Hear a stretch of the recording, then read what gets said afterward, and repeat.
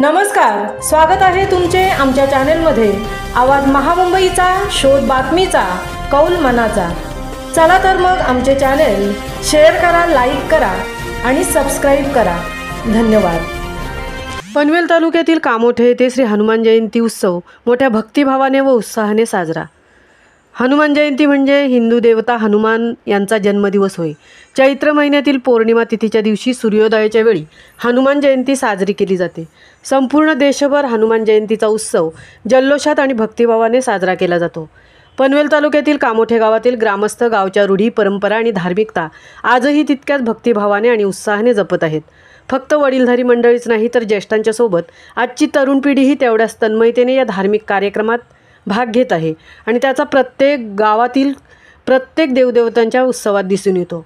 ज्येष्ठांसोबत गावातील तरुण पिढी प्रत्येक रूढी परंपरेत सहभागी होऊन प्रत्येक उत्सवाचा सोहळा धार्मिक भावनेने, भक्तिभावाने, आनंदाने आणि उत्साहाने साजरा करत आहेत।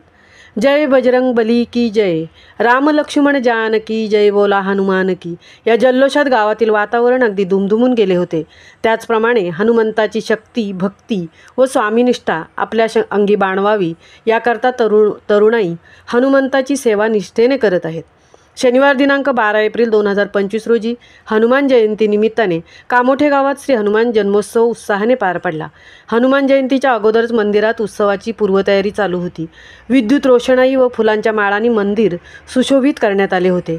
हनुमान जन्मोत्सवासाठी समस्त ग्रामस्थांकडून जन्मोत्सवाचा सोहळा सुंदररित्या साजरा होण्यासाठी प्रत्येकजण मेहनत घेत होते। हनुमान जयंतीच्या दिवशी सकाळी सूर्योदयाच्या वेळी श्री हनुमान जन्मोत्सव दिवसभर भाविकांचे दर्शनासाठी रीग लागली होती। त्यानंतर रात्री पालखी मिरवणूक काढण्यात आली होती।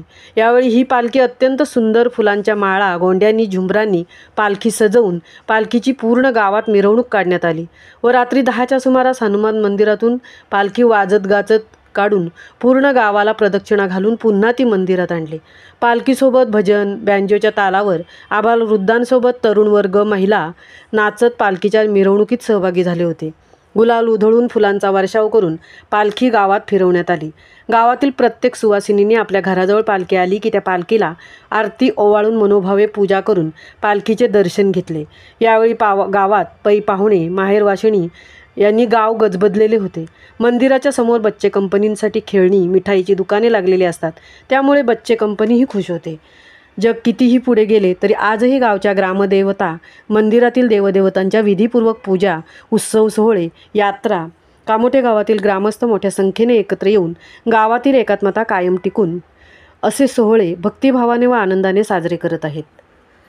आवाज महामुंबईच्या चॅनेलसाठी तृप्ती भोईर, कामोठे, पनवेल।